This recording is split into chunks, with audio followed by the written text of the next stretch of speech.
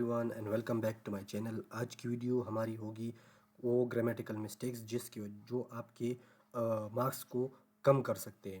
تو آج کی ویڈیو ہماری ہوگی کہ وہ کون سی مسٹیکس ہے جو آپ ایوائڈ کر کے اپنے وہ گرامیٹیکل مسٹیکس جن کو آپ ایوائڈ کر کے یا جن کو آپ آئیڈینٹیفائی کر کے آپ اپنے مارکس بڑھا سکتے ہیں اپنے انگلش کے ایسے پیپر میں یا آپ کے پریسی اینڈ کمپوزیشن پیپر میں، اور یا اس کے علاوہ اور جتنے پیپرز بھی آپ انگلش میں دے رہے سی ایس ایس کی یا اور ایگزامز میں.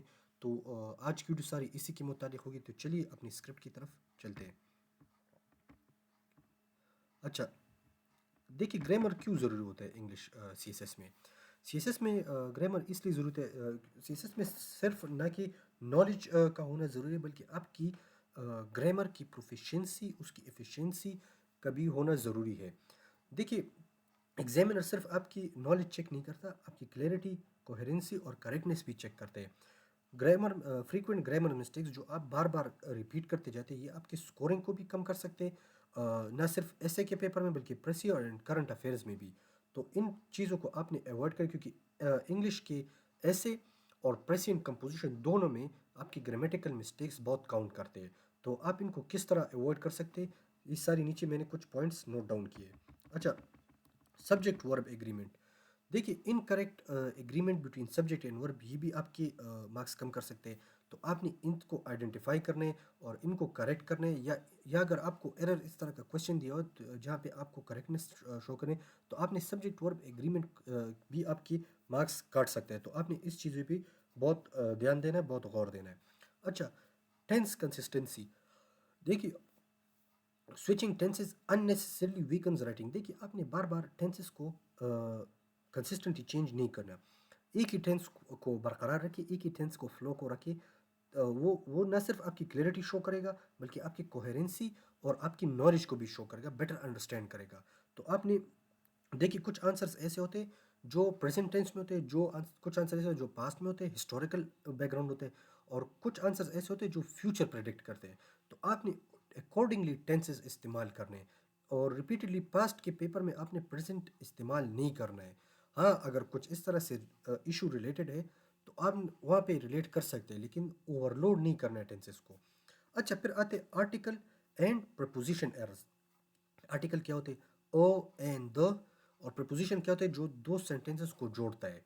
یعنی بیچ میں جو آف آتے ہیں، ود آتے ہیں، اس طرح کے ورڈ جو آتے ہیں وہ سینٹینسز کو آپس میں جوڑتے ہیں. تو اس طرح سے ان کی مسٹیکس کو آپ آئیڈینٹیفائی کر کے اپنے مارکس بڑھا سکتے ہیں.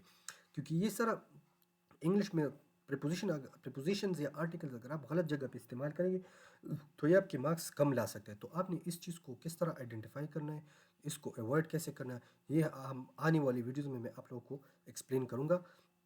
تو فی الحال کے لیے یہ میں سارے آپ کو پوائنٹ سمجھا رہا ہوں. اچھا، run on sentences. Long unstructured sentences create confusion. C S S require clarity not complexity. دیکھیے آپ نے آنسر اس طرح رکھنے کہ وہ کمپلیٹ ہو، اس میں کلیئرٹی ہو، کمپلیکسٹی نہیں ہو، کلیئرٹی ہو، اس میں کنفیوژن کریٹ نہ کرے. اور انسٹرکچر سینٹینسز اس میں نہ لکھے. جو سینٹینس آپ لکھیں گے آپ اس کو پورا لکھیں تاکہ وہ پوری میننگ کو ڈیلیور کر سکے اور پڑھنے والا اس کو انڈرسٹینڈ کر سکے. تو رن آن سینٹینسز یہ بھی آپ کے مارکس کاٹ سکتے ہیں. اچھا، informal language. Avoid conversational tones, contraction اور casual expression. Maintain formal academic language throughout. اچھا، اپنے انفارمل لینگویج کو ایوائڈ کرنا ہے، اور انفارمل لینگویج کو، ٹون کو، کانٹریکشن اور کیجول ایکسپریشنس کو آپ نے formal academic language throughout the paper لکھنا ہے. یہ صرف ایسے میں نہیں، precis, current affairs, Pakistan affairs, G S A اور جتنے بھی پیپر تھے اس سب میں آپ نے فارمل لینگویج لکھنا ہے.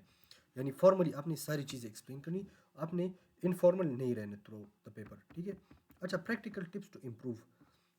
ریڈ کوالٹی انگلش ڈیلی، کیونکہ ریڈنگ سے آپ کی انگلش امپروو ہوتی ہے. نیوز پیپر پڑھیں، اکیڈیمک آرٹیکلس پڑھیں، اس طرح سے اور کچھ آپ کے سامنے آتے ہیں، میگزینز آتے ہیں، آرٹیکلز یا آن لائن آتے ہیں کچھ، تو وہ آپ پڑھیں. Practice writing regularly. اچھا، ڈیلی آپ اس کو پریکٹس کریں، انگلش میں گرامر کو پریکٹس کریں. گرامر کے مسٹیکس جو یعنی کریکشن والے سینٹینسز ہیں وہ آپ پریکٹس کر لیں اس پہ.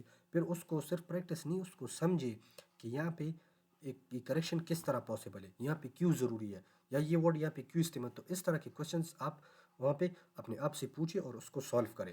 اچھا، use short and clear sentences. دیکھیے کلیئرٹی از مور امپورٹنٹ دین ڈیکوریٹو لینگویج. دیکھیے کلیئرٹی آپ نے تھرو آؤٹ دا پیپر رکھنی، صرف ایک پیپر میں نہیں، سارے پیپرز میں.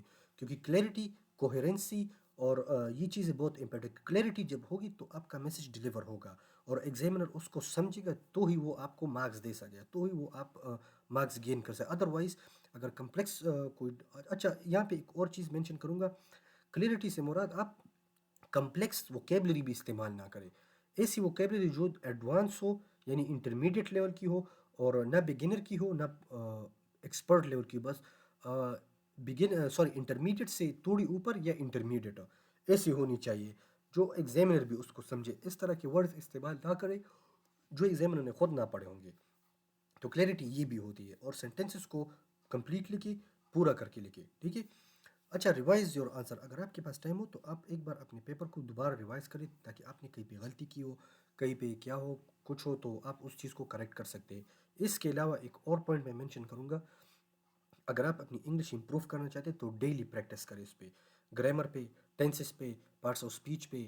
اس طرح سے پھر پروناؤنز اور پیئر آف ورڈز، اس طرح سے پھر ورڈز میننگس کو سمجھے، آپ ووکیبلری اپنی ڈیولپ کرتے. یہ ساری چیزیں آپ نے ڈیلی، اگر آپ اس کو ڈیلی ٹائم دیں گے تو آپ اس کو اپنی انگلش کو امپروو کر سکتے. اس میں مسٹیکس کم آئیں گی. تو اور میں بھی اسی طرح سے یہ طریقہ، یہ پریکٹس میں بھی کروں، اس طرح سے میں بھی استعمال انگلش لرن کروں. تو آپ اس طرح سے اس کو سمجھے، انگلش کو پریکٹس کرے، آپ کی انگلش امپروو ہو جائے گی. تو آج کے لیے اتنا ہی. اپنا خیال رکھیے گا. اللہ حافظ.